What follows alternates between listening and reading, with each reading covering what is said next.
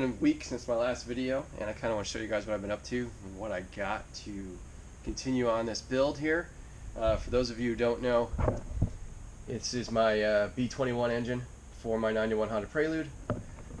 The Honda Prelude is currently in paint, so while it's in paint, I want to make sure that I get this where I want it, and that way when it's time to drop in, we just go in and we don't have to make any adjustments to it.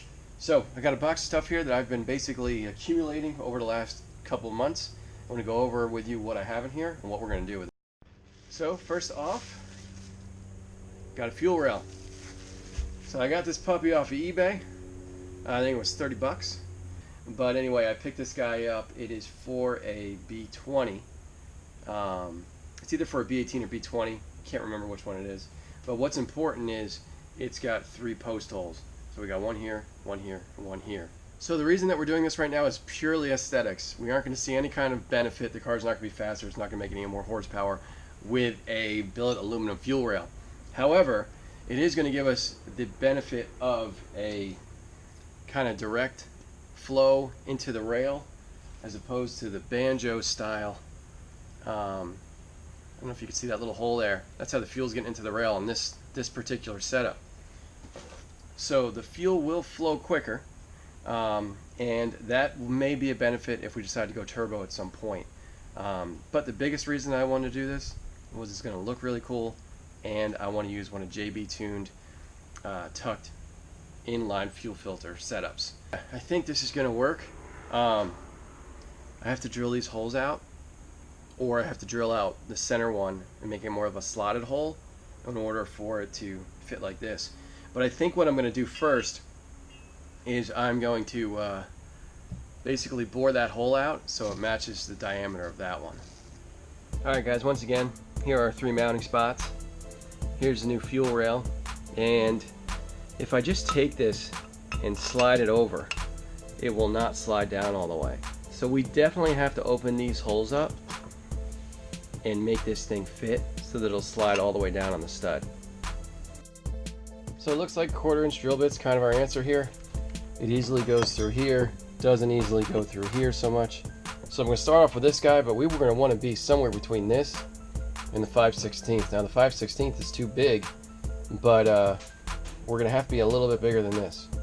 But before I start drilling into this nice new fuel rail, I'm going to go ahead and tape it off with some painter's tape, and that way we can limit the destruction that we're going to do with this drill.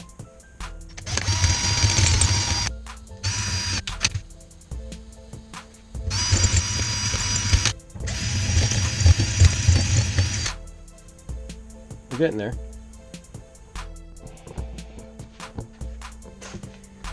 So I drilled out both sides and it still doesn't want to slide down. So after getting nowhere fast, I went ahead and bumped it up to 5/16, and now we got our nice big holes. So hopefully this will just drop right in place. And how awesome would it be if this just fit? But you know it's not going to. Alright, we're off somewhere here. And it looks like it's that center post. Alright, lined up, not lined up, lined up.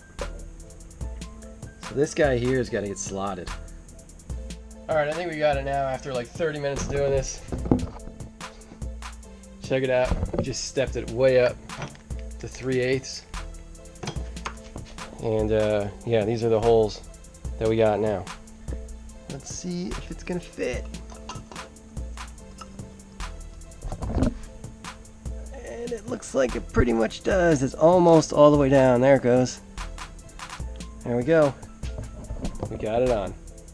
So I give the fuel rail a little bit of a wipe down, and the next step is, let's see if it's gonna fit with injectors. Alright, so I got it installed with the injectors, but if you have a really close look, you will notice that they're actually at an angle, each one of these injectors, and some of them aren't seated all the way. So I could just manhandle this, but I don't want to do that. These things are fragile, and the reason they're sitting that way is because this rail still needs to move that way a little bit for everything to line up. So I'm going to continue playing with that, but you know, it does work. It's going to work. And now I'm curious to see if my IAC will fit on there, because I removed that. So let's grab that real quick. All right, IAC. check it out. It's gonna work. It's gonna fit. Let's see if this guy will fit. He does. Kinda, sorta. It's touching back here. Not sure if that's gonna work. And then lastly, I want to see if I can get this fuel pressure gauge to mount in that little hole there and see if that'll work. It's gonna fit. Alright guys, got it all back together and it's almost perfect, God. We're so close. Check it out. So the fuel rail is bolted in. It's solid as a rock. I got my VMS fuel gauge on there, which I think I broke in the process. You may notice that there's not a lot of liquid in there. Trying to break the nuts free, I kind of broke the wrong nut free, so we'll see how long that's going to last and if it's going to keep draining fluid. But I do have the IAC on. You can see the clearance, no issues. Look how close we are to that fuel gauge, huh? Pretty close. That clip should go on there. I mean, you can see here, I'm moving it with my hand. There's a little room in there. That should work. Got the injectors in. They look good. You can see here on the back side, I reused valve cover kind of little washer gaskets. Put them on the back side there. And I cut like a half moon shape in them so they wouldn't spin as you tighten them down. And they also have like a rubber insulator in there. Seem to do pretty well. Might have tightened them down too much in some regard, but I mean, it's on there, dude. It's solid. Injectors look pretty good. This is the only one that I have a little bit of a question on, that angle there. But the good news is that that's the easiest one to access. So, looking good there.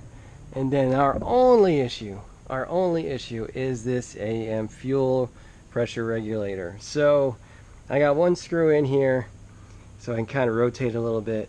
And you can kind of see there, it doesn't rotate all the way up. And the reason it doesn't is because we're hitting the intake with this little extension here. I want to see if maybe I can get a right hand kind of extension there, and if I can't, I'll just have to run the OEM fuel pressure regulator, which there's nothing wrong with the OEM one. I just like the AEM one because it looks cool, quite honestly. Doesn't increase anything, just looks cool. But there you have it, guys. We made it happen. Got an aftermarket fuel rail on the B21. It looks great. I mean, I can't wait to get the wiring done. It'll all be hidden underneath here, and it'll look just as you see it. And another great thing is that my coil pack relocation actually is in a great spot. If you look through the pipe there, you can see we're not looking at the coil pack in any way. And there should be a good amount of room over here to make any kind of adjustments.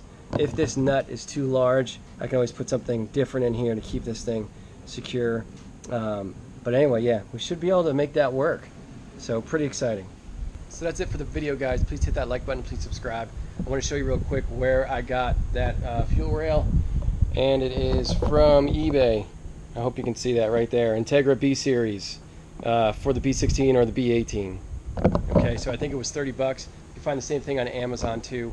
But yeah, man, that's it. Hope you guys are excited as I am for the upcoming future things that are going to go on this engine. Cleaning up the cleaning up the wiring harness will be next, and polishing the header.